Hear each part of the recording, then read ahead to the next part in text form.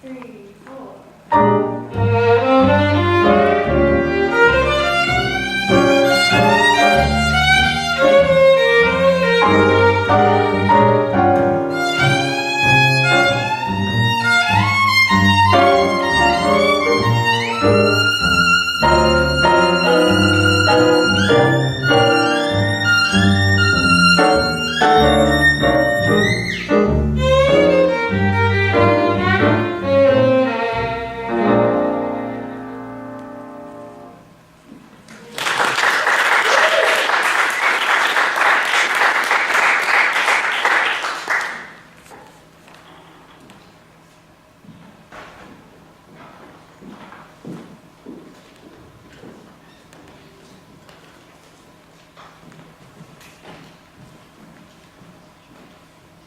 So I would like to talk to you guys about why I just played that.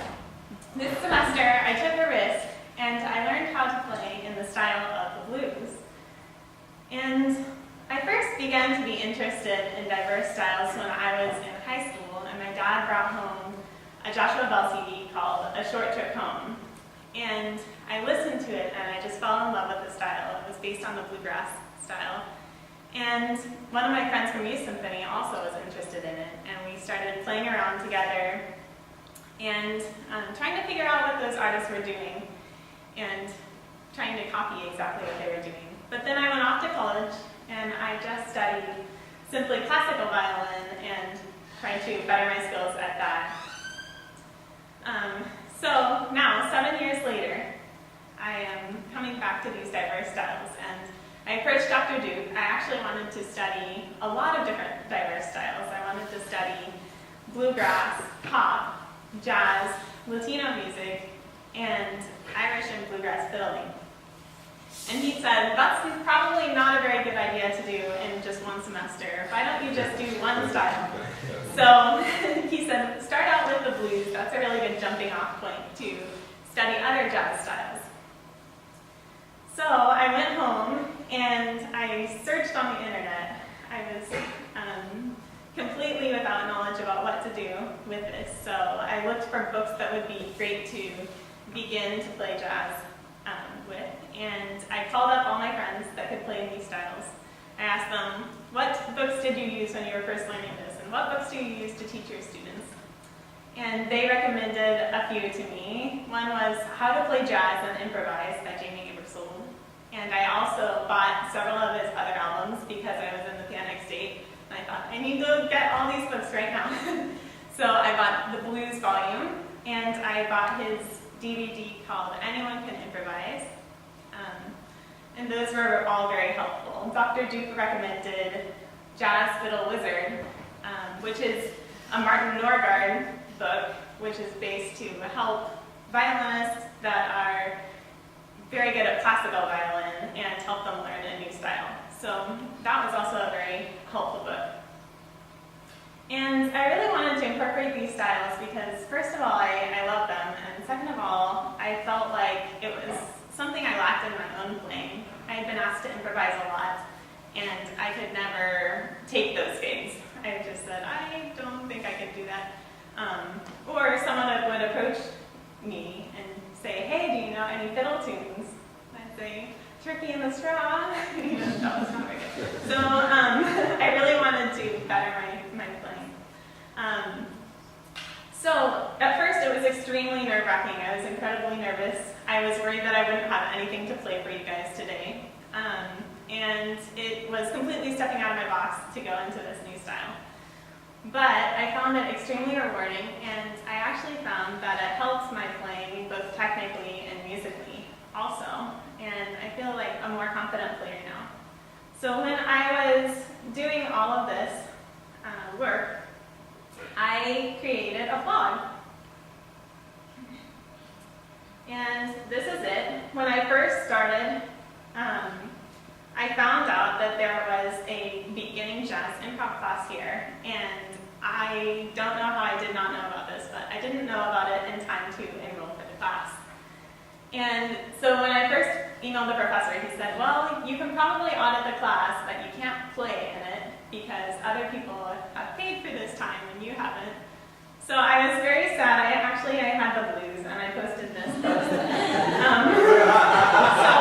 But then the professor, he actually ended up letting me play in class, which was very helpful. So right after my first improvisation class, I went home, and I wanted to practice improvising. I didn't have any play-along tracks yet. I also had not received any of my books through the mail. All I had were Dorian scale exercises, which were supposed to help me learn that scale better, and I needed to keep track of the form. And I first tried playing a whole bunch of notes, and I did not know the Dorian scale well enough, definitely. So I ended up sounding very bad. And then I remembered someone in my class had said, just start off with 2 or 3 notes and try just to improvise on those. So this is me playing on 2 or 3 notes of the Dorian scale, and I only had 3 chords, and I would play 4 measures of each of those 3 chords. And I just tried to play interesting rhythms, so this is my first real attempt at improvising.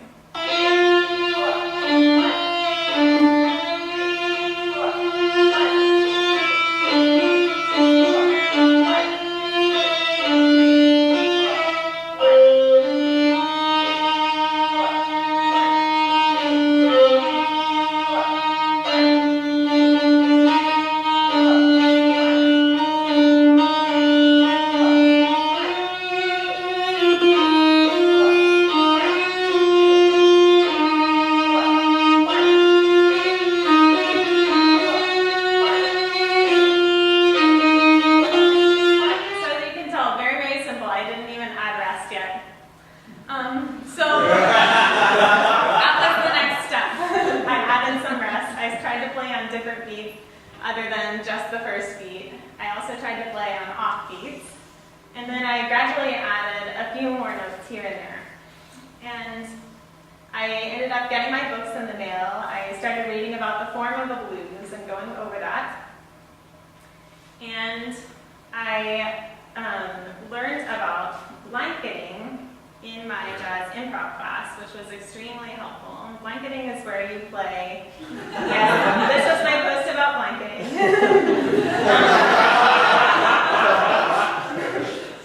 Blanketing is where you play in just one scale for the entire chord progression, and it's safe because all the notes will sound good in that scale. So you could blanket in B-flat pentatonic scale or B-flat blues scale if the piece is in B-flat.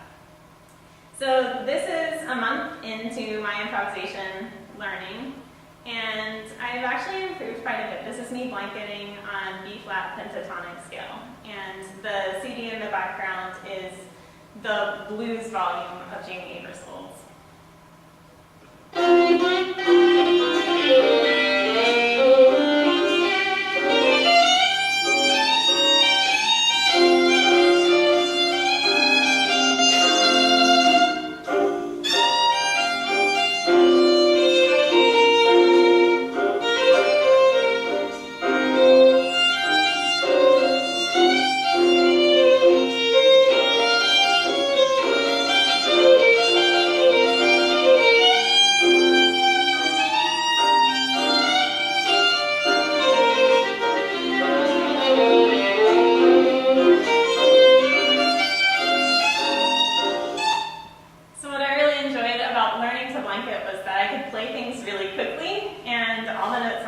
Pretty good, so I could play the runs quite fast and not have to worry about if I was going to run into a note that was not on the scale. So also during this process, I was transcribing 2 works. I first started transcribing Bessie Smith's I Used to Be Your Sweet Mama, and this was from a recommendation of my beginning jazz improv teacher, and she said, you should really learn a piece of Bessie Smith's because it will help you learn the early style of the blues. She was one of the most famous singers, and she really epitomizes the style. So I went home and I listened, and at first I didn't really like her music very well. All the pitch bends it was getting a little bit annoying for me, I guess, because I was used to hearing things that were so in tune to my ear. But after I her for a while and started transcribing this song, I really ended up falling in love with the style, and I thought that the pitch bends actually make it sound more melancholy and really blue. And so through writing down all of this, I also learned that she basically used just the pitches from the blues scale, and that I could easily do that in my improvisations too. And also along the way, I was transcribing